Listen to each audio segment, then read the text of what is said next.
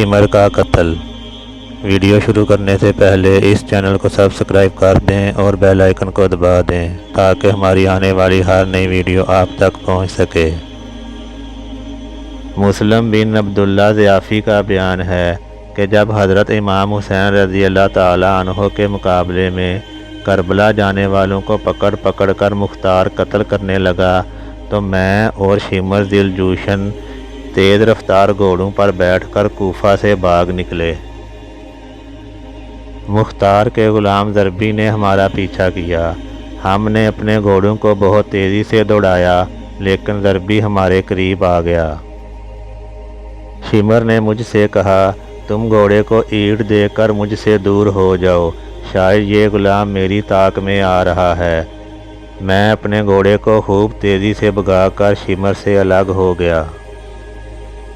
غلام نے پہنچتے ہی اس پر حملہ کر دیا۔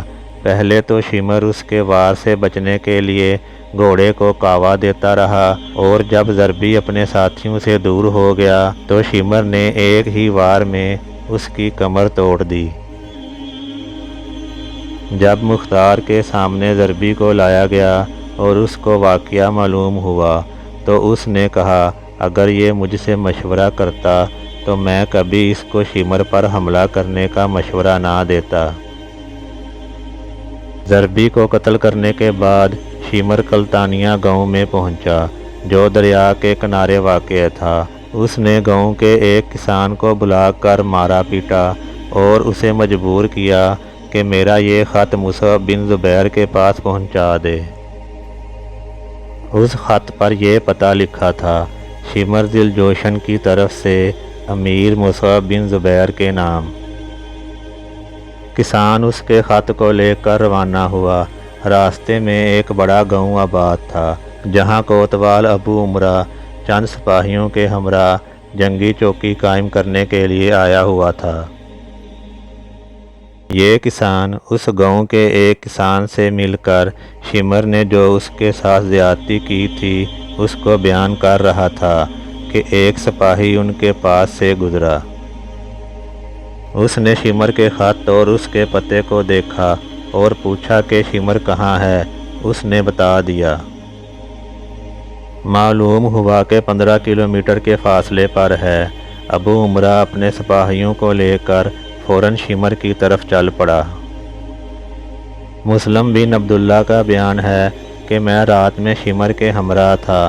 میں نے اس سے کہا کہ بہتر ہے ہم لوگ اس جگہ سے روانہ ہو جائیں اس لیے کہ مجھے یہاں ڈر معلوم ہوتا ہے۔ شمر نے کہا، میں 3 دن سے پہلے یہاں سے نہیں جاؤں گا اور تمہیں خوف غالباً مختار کذاب کی وجہ سے ہے، تم اس سے مرعوب ہو گئے ہو۔ ہم جہاں ٹھہرے تھے وہاں ریچھ بہت زیادہ تھے، ابھی زیادہ رات نہیں گزری تھی اور مجھے برابر نیند نہیں آئی تھی کہ گھوڑوں کی ٹاپوں کی آواز آئی۔ میں نے اپنے دل میں کہا ریچھ ہوں گے، مگر جب آواز تیز ہو گئی تو میں اٹھ کر بیٹھ گیا اور اپنی آنکھوں کو ملنے لگا اور کہا کہ یہ ریچھوں کی آواز ہرگز نہیں ہو سکتی۔ اتنے میں انہوں نے پہنچ کر تکبیر کہی اور ہماری جھونپڑیوں کو گھیرے میں لے لیا۔ ہم اپنے گھوڑے چھوڑ کر پیدل ہی بھاگے۔ وہ لوگ شمر پر ٹوٹ پڑے جو پرانی چادر اوڑھے ہوئے تھا اور اس کے برس کی سفیدی چادر کے اوپر سے نظر آ رہی تھی۔